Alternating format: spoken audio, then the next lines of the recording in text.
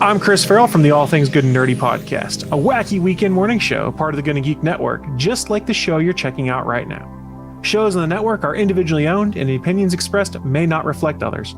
Find other awesome geeky shows over at goodandgeeknetwork.com. You are listening to the Starling Tribune, a podcast dedicated to the Arrow TV show. Okay, Operation Blow the Head Off the Dragon is officially a go. I don't know if you've noticed, but you're kind of a badass. You don't get to go free.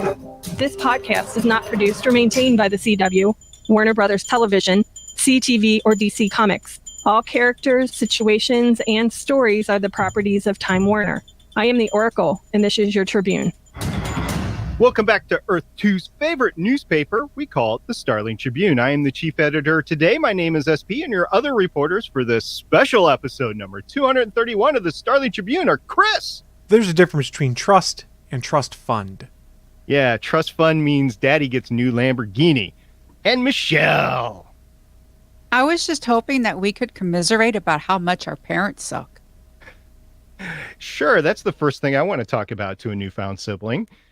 This podcast is recorded on Thursday, March 7th, 2019, live on www.geeks.live. That's right, and this evening we'll be discussing Arrow, as well as news, interviews, articles, and announcements that have dropped in the last week that could, and let's be honest, will impact future episodes of Arrow, as well as the greater universe. That includes The Flash, Supergirl, Legends of Tomorrow, Black Lightning, and any other show that comes up between now and when we finish recording. If you're new to the show, thank you for searching us out on the internet and joining us. After the show, you can check out our content at goodandgeek.com, where you can also find other geeky videos, podcasts, and articles. Thanks, guys. Hey, Michelle, we had a great episode of Arrow. Why don't we just get right into it, and why don't you break it down for us? This episode is called Brothers and Sisters. It's Season 7, Episode 14. It aired Monday, March 4th, 2019. Directed by Marcus Stokes. Credits include one Arrow, one Flash, one Blind Spot, and one Criminal Minds.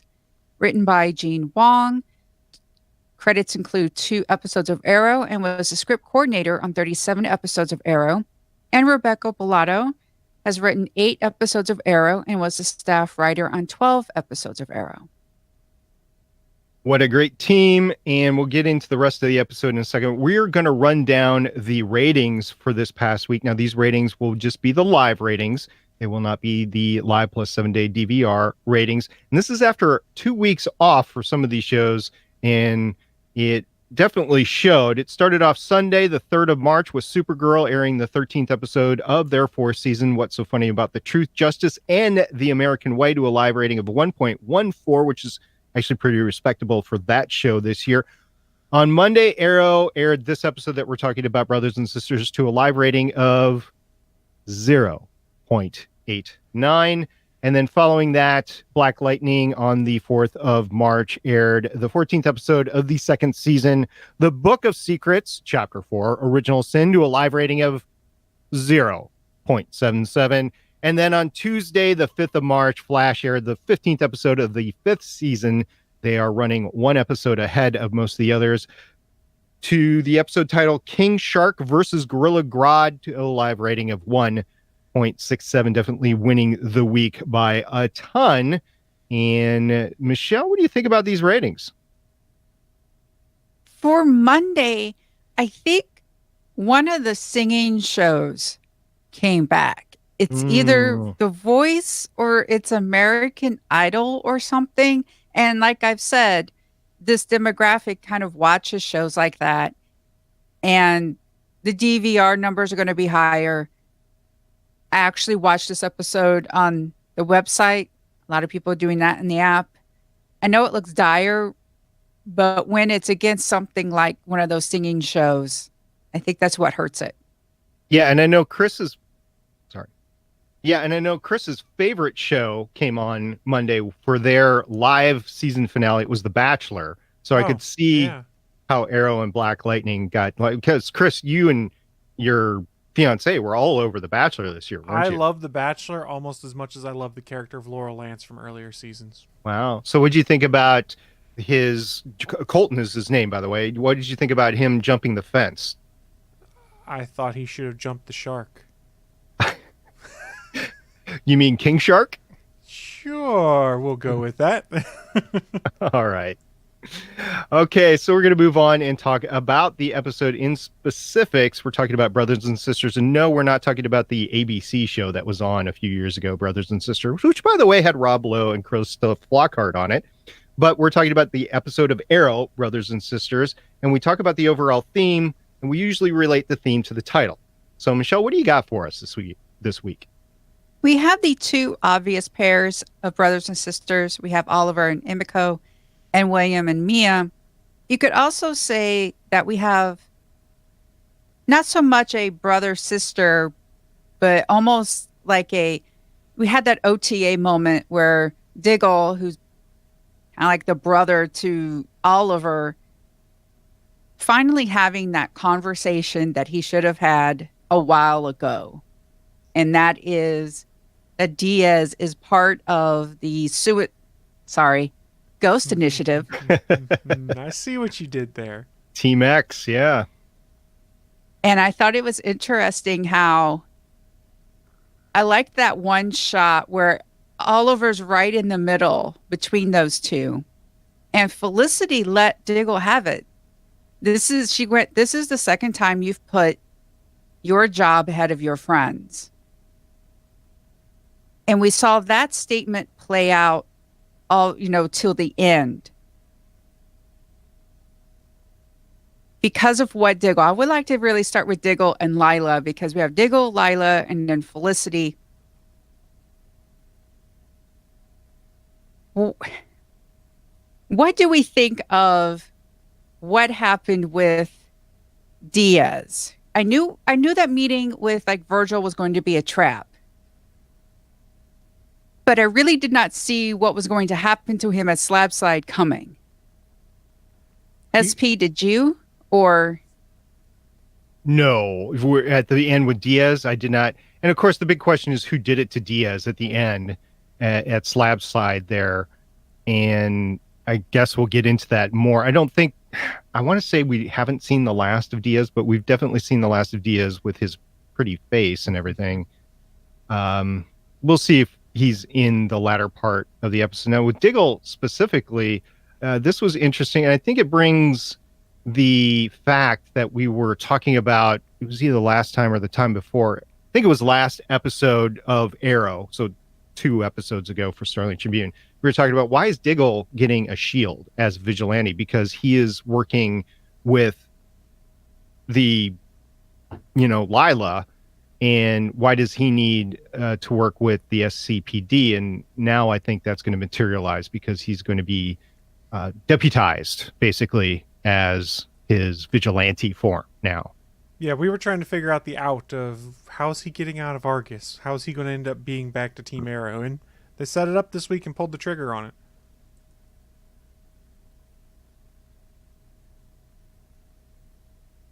Do you really think people are going to buy his resignation? No, but they know exactly what it's for. He's just saving face. They can't really prove anything. So he's the sacrificial lamb is what I think is what he was saying he was going to do. People see it all the time. I mean, people like the audience see it all the time with governmental organizations, or, somebody has to resign to save face, but they move on to something else. These people are not unemployed unless they're actually retiring. They go on to something else and they're hired by somebody else, either as a consultant or whatever. And they generate that good faith over time to work. And I think this is the same thing that Diggle is doing. In this particular case, he's still going to be working the same issues. It's just going to be from Team Arrow. I don't know what they call it. It's a special squad, I guess, the vigilante squad on the SCPD. So within that construct, that's where we're going to see Diggle reuniting with his other vigilante friends and working from that perspective. And it was really kind of weird this whole season with Diggle. We talked about it before, whether sometimes he would put on the costumes and sometimes he would be working with an Argus and everything. Now I think it's just simplified there. But Lila is alone now inside Argus. She doesn't have Curtis or Diggle to back her up. So that's going to be interesting. And I wonder if Lila makes it out of the season alive. That would be interesting. It would also continue to reduce the numbers of people that could potentially be aware of the future fate of Mia Smoke. Oh man, that's kind of sad, because we did learn well, big surprise, Belle was a traitor. Dante got rid of that real quick. But that there were other sleepers in Argus. And we also learned that Dinah didn't know about Mia. Right. Doesn't seem like it seems like the only person that knew about Mia that we can confirm at least is John Diggle, and then passing that on to his son. We cannot guarantee that Lila even knows about the existence of Mia. Can we confirm that Laurel knows about Mia? We don't know. Well, she knows there's a child, but we don't know if she knows if the child either lives to be born or what happens at what point, because we haven't seen future Laurel to have any idea. So you could theorize if we see future Laurel, then she would be aware of the existence of Mia Smoke, but we've seen no sign of a Black Siren in the future yet. Yeah, because during the fast forward, we found out that Connor was lying to Mia because he had to fess up that I'm the adopted son of Diggle, and that he told me to watch out for you. Right, so I'm wondering where they're going with that. Where's John Jr. and all of this? That's tough. And also William, obviously. So a couple of interesting things happen. Oliver at the beginning of the episode was leaving a message for William that he obviously didn't get. The messages were full. And in retrospect, I think the grandparents were trying to limit his contact with them, and they put up that fence. And something happens here to Oliver and Felicity where they go underground so they don't try to contact William from here on out. Well, is it that, or is it that the grandparents are not allowing said contact? Because William has the line in the future of they ship me off and then I never hear from them again. Right. That's what I was saying, Okay. is that the grandparents have put up that wall, at least for now, and then in the future, they're underground, or in Oliver's case, he might be dead. So he has no way to get to William in the future. And the Felicity argument is a little bit more difficult to make, because if she was known to be alive in Star City in the Glades up to a few weeks ago, then why would she not contact William? That's a lot of questions are coming about this time jump. Not directly, at least, because remember, she did indirectly reach out with the whole Arrowhead thing that brought him there. So there's something in action there with indirect connections, but nothing with her talking to him directly. So we've got a bunch to figure out what's in play here still, but it's quite the mystery. It's making it seem very uncertain for the future of our Emerald Archer. The other thing of interest that I want to talk about in terms of William is eventually Mia and William find out that there's something hidden inside the Rubik's Cube, and it turns out to be a microtape. The type of tape, by the way, in case you don't know because you're young and you have never used it, the type of tape that could have been used in an answering machine. Now, I don't know if William's grandparents had an answering machine or not, the Claytons, if they had an answering machine or not, but my mind immediately went there. I'm sure you guys have different possibility of future there, but my mind went into that is all the messages that Oliver left for William, and that he was trying to get in touch with William. Maybe that matters. I don't know. I think it's got to be something bigger than that for this to be the thing that they're hunting for. It's got to be more than just my father trying to reach out to me. I think it's got to be something about the fall of Star City, or that explains why Felicity fell off the grid, whatever happened to Oliver. I think it's more than just that. That might be on there, and there's something hidden behind it, is what I'm thinking. If they put both of them there. Because theoretically, you could try and embed data on that tape. I mean, remember, we did used to have like tape backups for things like that. I'm not sure how much it would hold, but suspension of disbelief here. Actually, it'll hold quite a bit. It's just slower than crap to get it. So it's a matter of them redesigning the old tech to do it. Mm-hmm. I think it's interesting that we learned that Mia obviously spent time with Felicity if she knows the cube within the cube within the cube. Say that 3 times fast.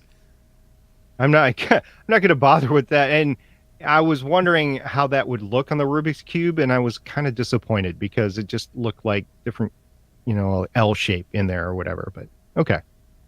But I loved how it's encryption by ancient, quote unquote, ancient tech. Obsolescence, yeah.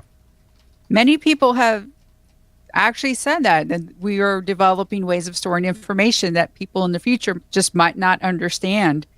I mean, seeing those videos on YouTube of younger people trying to use a rotary phone. Yeah. Also, with magnetic tape, it does degrade after a while. If you think of, I think it was the plans to the Saturn V, right? So they were on some magnetic tape and basically lost the actual electronic version of the plans. They were lost because the tape degraded to a point by the time we went to try to retrieve them again.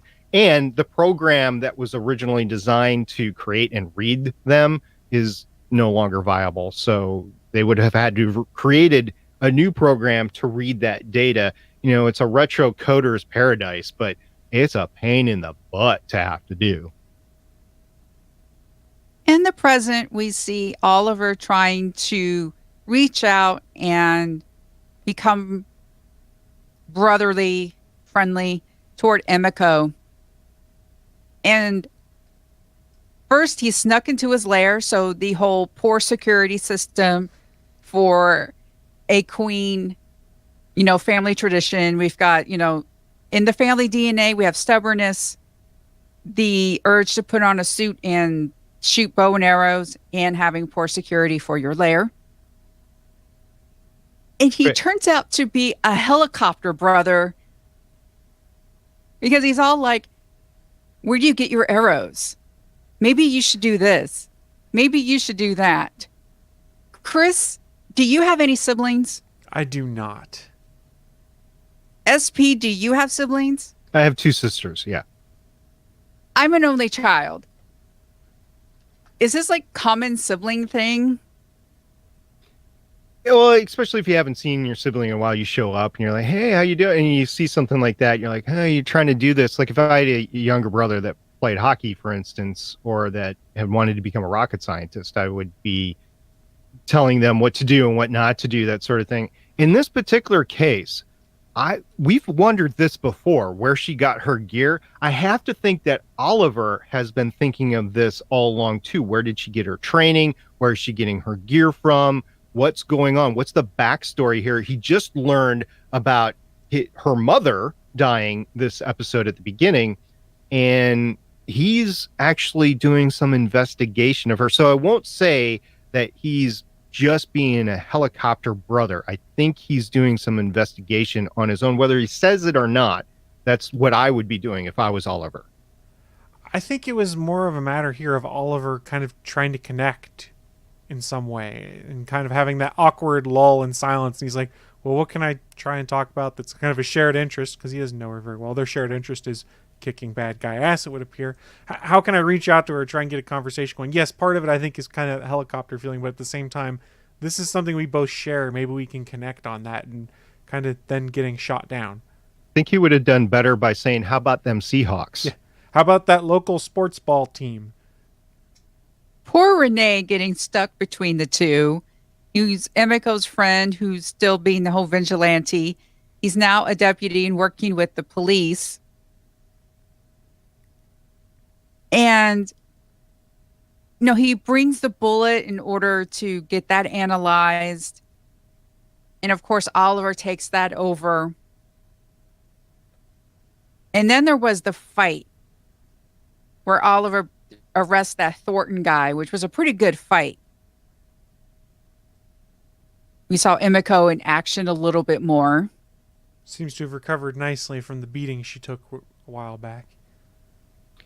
Yeah, and Wild Dog went out shooting and everything. I want to go back to that scene where Oliver and Renee are talking back and forth and the bullet gets transferred to Oliver. I just want to say, Renee was doing a great job of knowing what the heck he was doing in that police station. He was confident.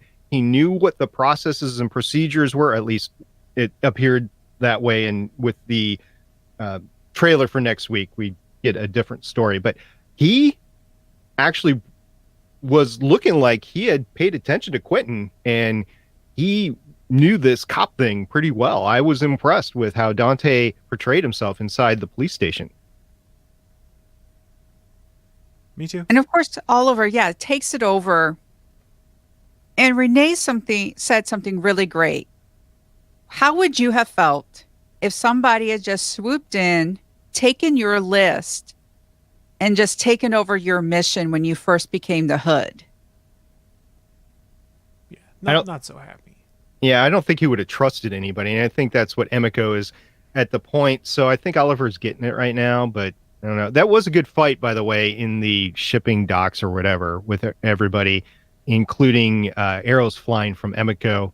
CGI arrows, I guess. If I'm a criminal and I'm running away and I see an arrow that gets shot right in front of me, I think I'm still going to keep on running in that direction and not turning around and running the other direction because I'm just opening myself up to more arrow fire. But, that's just me. Well, it's Star City. Arrows fly everywhere. People die from arrows. Maybe people just don't know how to defend against themselves. They don't know how to run serpentine and all that type of stuff.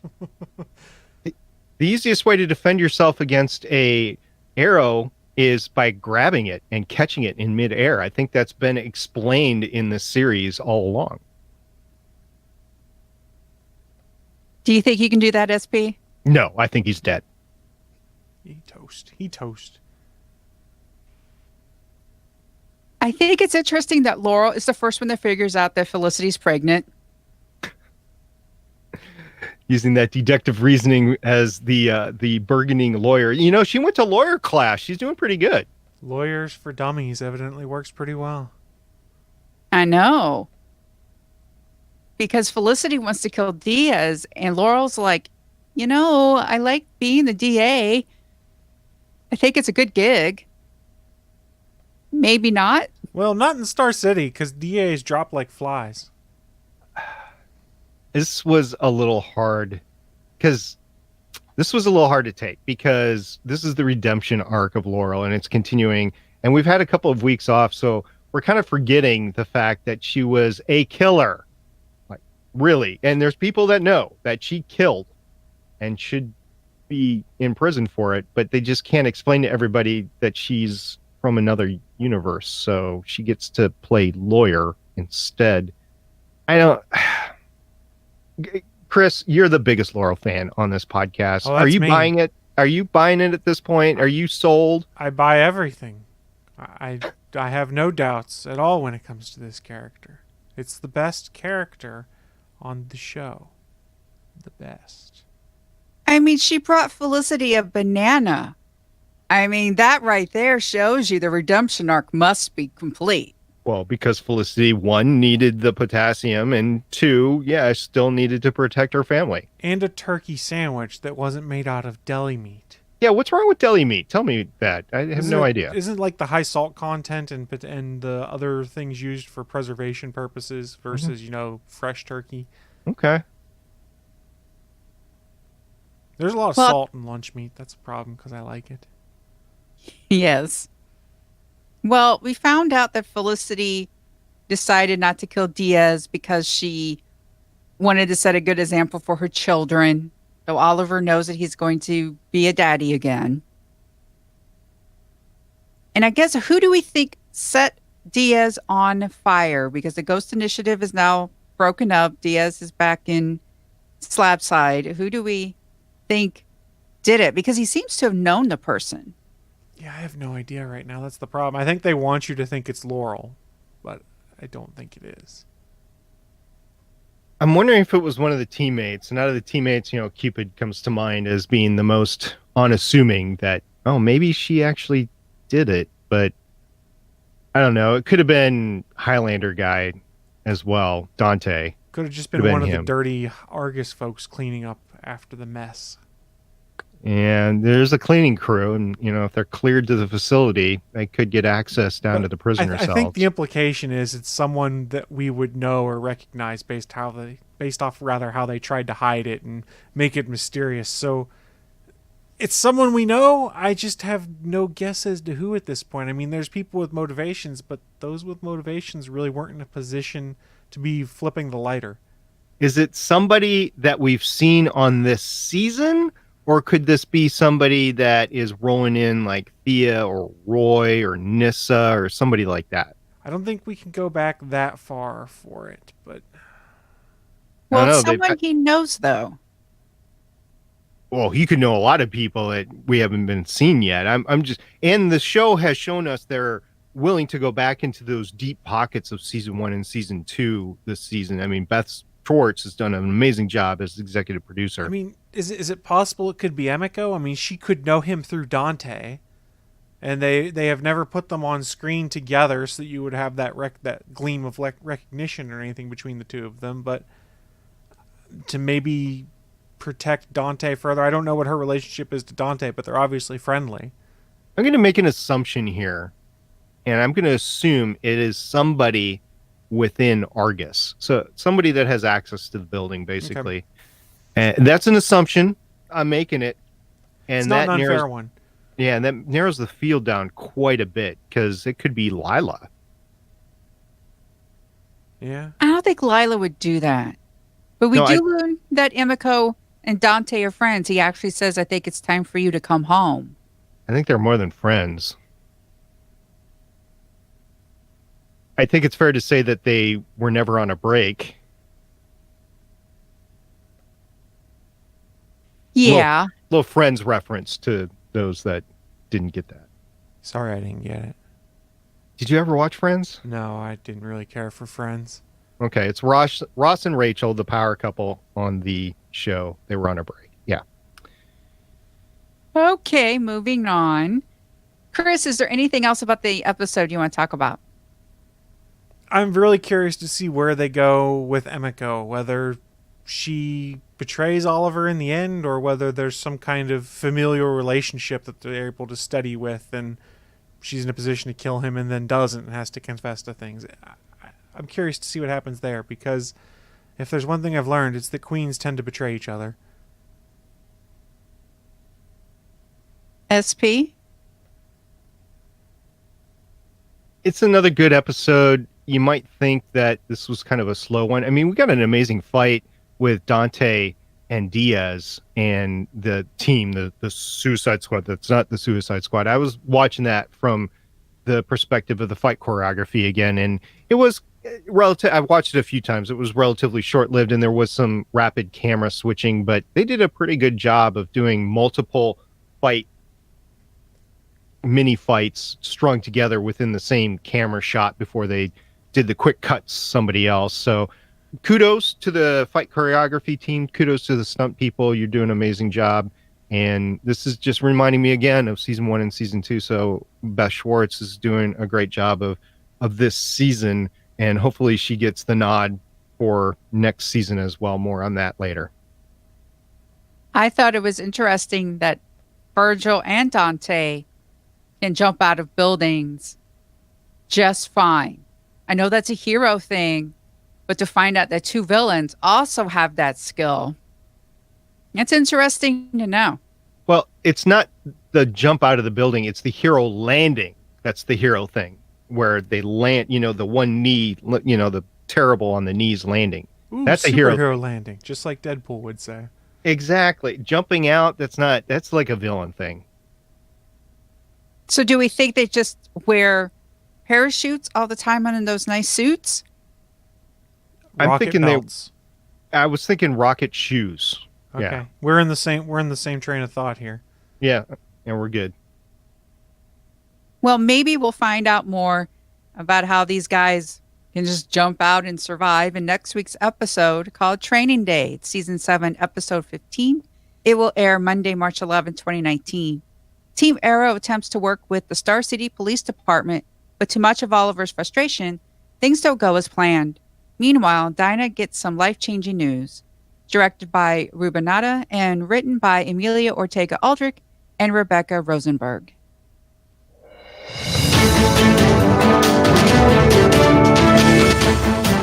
Live from the Starling Tribune main news desk on floor 52 of the Starling Tribune Tower, it's the weekly news roundup with award-winning chief news anchor Michelle Ely. And now, Michelle Ely. Thanks, SP. We have a lot of Arrow news, starting with, hey, if you need a guest star, who are you going to call?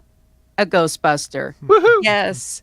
Ernie Hudson will make a guest appearance in Spartan, the upcoming 19th episode of Arrow's 7th season. What about the epi- Twinkie? The episode will see Hudson play a 4-star general with the Defense Intelligence Agency who joins Team Arrow for a special mission.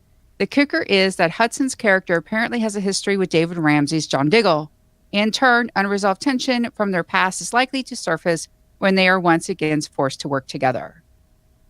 This will be fun. Ernie Hudson is just, I mean, I've heard an interview. He was actually interviewed with a fellow podcast on the Gonna Geek Network, Intellectuals. So if you want to hear Ernie Hudson just in a normal podcast interview, you can go over to Intellectuals and check out their feed. He's a great guy. I mean, he's laid back and he's very thoughtful about some things.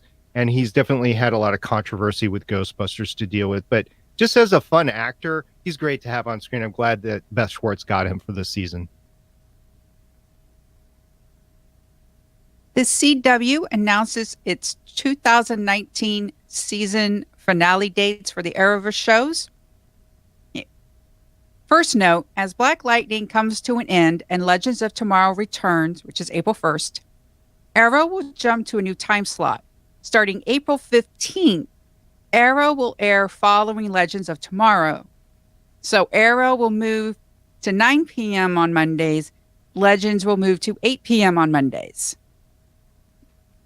Black Lightning will air its Season 2 finale on March 18th at 9 p.m. Arrow's Season 7 will end on Monday, May 13th at 9 p.m. The following week, Supergirl Season 4 will wrap up on May 19th at 8 p.m. Legends of Tomorrow Season 4 will wrap May 20th at 8 p.m. And The Flash Season 5 will wrap on May 18th at 8 p.m. Well, this is good. No June time slots. I think they knew how bad that hurt Supergirl last year in June. That was ridiculous. What's interesting is that it's going to be wrapped up before. Usually these are like the 25th, 27th, 28th. It's like they've moved it up a week. I'm fine with that. Memorial Day is a week earlier this year, so I can definitely see the date's been moved up a bit. And if you remember back to October, it was the show's premiered a week earlier than we thought too. So now the big piece of news. yes. Arrow to end with a shortened season 8. We knew it got renewed. We have been speculating what they're going to do with Crisis coming up. Well, now we know. Oliver Queen is hanging up his bow in Arrow. The CW's flagship DC TV series Arrow will end its run with an abbreviated season 8. Star Stephen Amell made the announcement on Twitter, writing, "Playing Oliver Queen has been the greatest professional experience of my life. But you can't be a vigilante forever." The actor went on to reveal that the show will return for a final run of 10 episodes this fall. Before concluding, "There's so much to say. For now, I just want to say thank you." This was a difficult decision to come to, but like every hard decision we've made the past 7 years, it was the best interest of Arrow in mind. Executive producers Greg Berlanti, Mark Guggenheim, and Beth Schwartz said in a statement, "We're heartened by the fact that Arrow has birthed an entire universe of shows that will continue on for many years to come. We're excited about crafting a conclusion that honors the show, its characters, and its legacy, and are grateful to all the writers, producers, actors, and, more importantly, the incredible crew that has sustained us and the show for over 7 years." I like that they're going out on their own terms and finishing the story. We talked about it a little bit in pre-show. You guys couldn't hear us when you were saying it, but I said one of my pet peeves is when a show gets canceled before it has a chance to finish its story. And yes, we could argue that potentially Arrow has gone on too long. There were some lulls and some times when we were kind of down on it. But to give them 10 episodes, i.e. 8 episodes, the crossover, and then a final episode, it's a good way to wrap things up and hopefully finish telling the story they want to tell. Now, we can all have our theories for what that means, but... And we were wondering when the crossover was going to be, if it was going to lead off the next season or not, and if Arrow was going to get renewed for next season, like just come back for a special, basically. And that was not going to happen because they were renewed for season 8. And I think that told us that the crossover was going to be later on in the season. Stephen Amell himself has been talking about leaving a legacy. Is the legacy the Mark IV? Is it Emiko? Is it trying to leave something for his kids, Mia and William? I don't know, but it's good that they're thinking in terms of ending. Guys, I'm a huge Star Trek fan. I think you guys are too. The Next Generation, Voyager, DS9, they all ran 7 seasons. And Enterprise, I believe, I always want to say they did 5, but they did 4 seasons. Yeah. So those were successful runs. And to get 7.5 seasons, I won't call it a full season 8. To get 7.5 seasons is amazing for a genre show like this. And I'm very happy to have been a part of it from the podcasting fan standpoint. And I think it's done great. As we talked about before, if this had gone on, like How I Met Your Mother or any of those other shows that have gone 10 years, and you're like, why is this still Grey's Anatomy? Why is this show still on the air? Didn't end years ago? And in the case of How I Met Your Mother, they really boxed themselves in on the ending because they had a preconceived ending that show should have lasted 5, maybe 6 years, and it went 10 years. Glad to have it. It was fun along the way. It did get repetitive and old, and it was comforting to watch after a while, but it went on too long. I'm glad they're not doing it with Arrow. And the ending to How I Met Your Mother was hot garbage. It was. The 200th episode of How I Met Your Mother is where I would advocate stopping. You'll want to go on further, but that is where you want to stop. So with Arrow, very happy to get it. Very happy to have an end date. I think that they did it a tremendous classy thing by letting Stephen Amell announce it on Twitter. I think they're just doing the not only Arrow, but the Arrowverse a lot of credit by ending the show this way. So thank you to CW for ending it with class and telling everybody in advance that this is what you're going to get. So savor these last episodes. This is episode 14 that we just talked about. This time there's 21, 22 episodes in a season. I keep on forgetting. So let's just say 22. So let's say 8 more episodes and then 18 more episodes of Arrow. I'm fine with that. It's going to be 18 more episodes of fun. And I know I said last year that a certain episode was going to be my headcanon finale. Beth Schwartz has reversed that decision for me. Thank you, CW, for putting Beth Schwartz in charge of this series this year. And I hope, as I alluded to before in this episode, I hope that they greenlit Beth to take the final 10 episodes because she really knows what she's doing. So I'm fine with this. Michelle, you haven't said much yet. What do you think? I think it fits in with the announcement that Crisis on Infinite Earths is going to be the crossover. That's a huge event. It could be even more than 3 nights. I think this is a way for them to wrap up Arrow with class and then also give space for Batwoman to come on if they pick up Batwoman, which I think they will, considering the cast that they have. I think it's going to get picked up. I'm happy that we know. Again, there have been so many shows that you wish they knew. My question is, do we think Legends is next? I would not be shocked if we find out Legends gets a short season next season, similar to Arrow, and gets the same kind of send-off, saying, hey, you've got 10 episodes, finish telling your story, and we're going to see you off into greener pastures.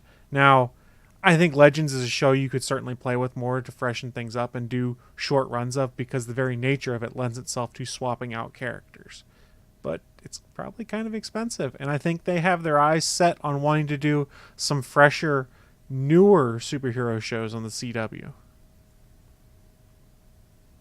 To get the main cast, which is Sarah and Ray and Rory Mick, and those are the original 3. And you might debate on who else could be regulars or not. I don't know if it like if you take one of those off the show, is it like a deal breaker or not? Because some of these actors, I'm sure, want to move on. And I don't know. The other thing is, are they going to play in the crossover next year or not? If they're not going to play in the crossover, you can end them whenever. But if you're going to play in the crossover, then you have to be there for the crossover. So I don't know what they're going to do And has Legends of Tomorrow been announced for renewed for next year? They Yes. renewed them all. Yes. So Yes, okay. a show like Legends lends itself very well to doing a Crisis on Infinite Earths kind of event. So I would imagine they're going to be involved in some way, shape, or form. Now, if they structure it similar to how they did with Arrow, it could be that Crisis devastates the Legends or causes time in the multiverse to reset to a point where there is no Legends of Tomorrow. There is no Time Bureau, anything like that.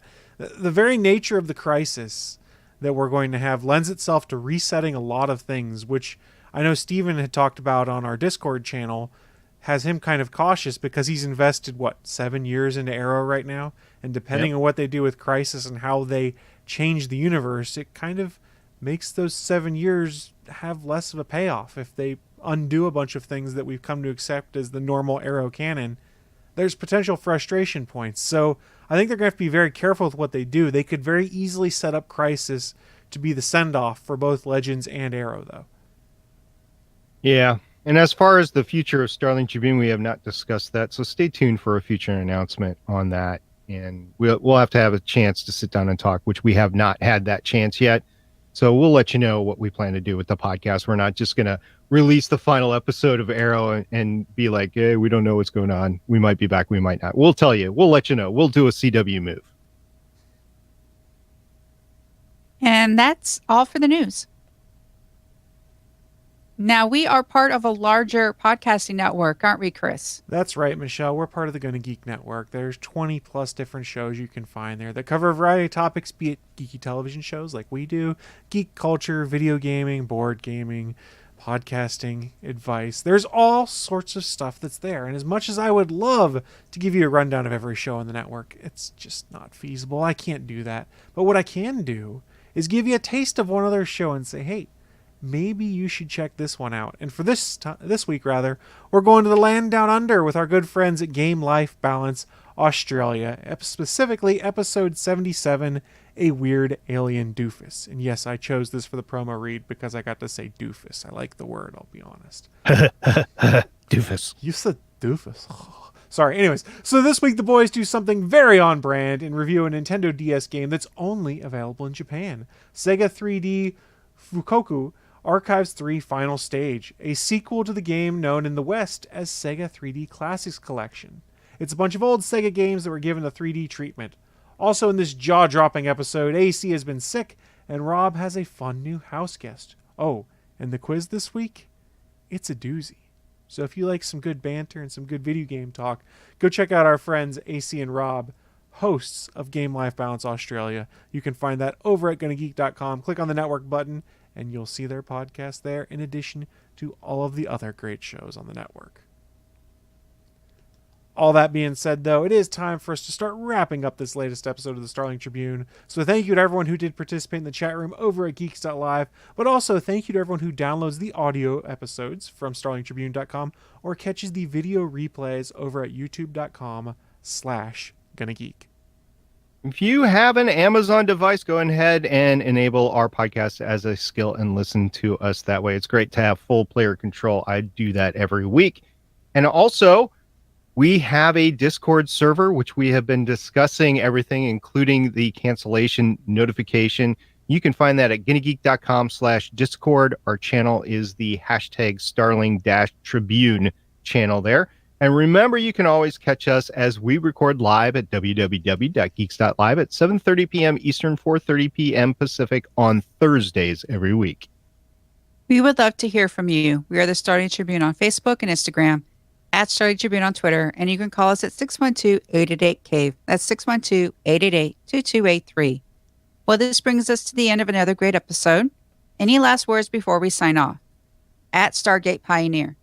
Hashtag cube within a cube within a cube within a cube.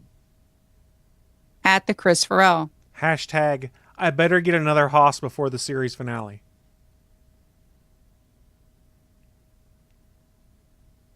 That's a long one, too. And I am at Michelle Ely, signing off with hashtag Supervillain 3-Point Landing. Oracle, I think we're done here. This was the Starling Tribune.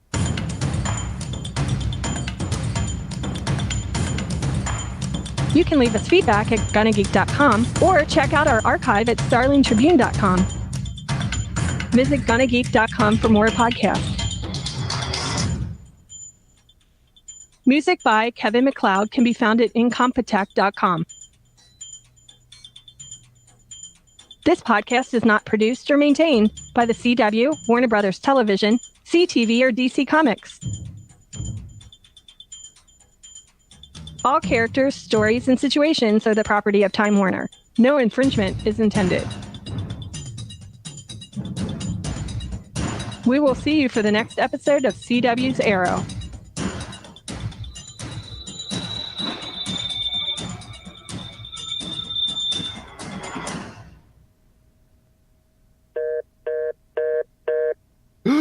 Guys, I just thought of something. This now frees Stephen Amell up to be Batman!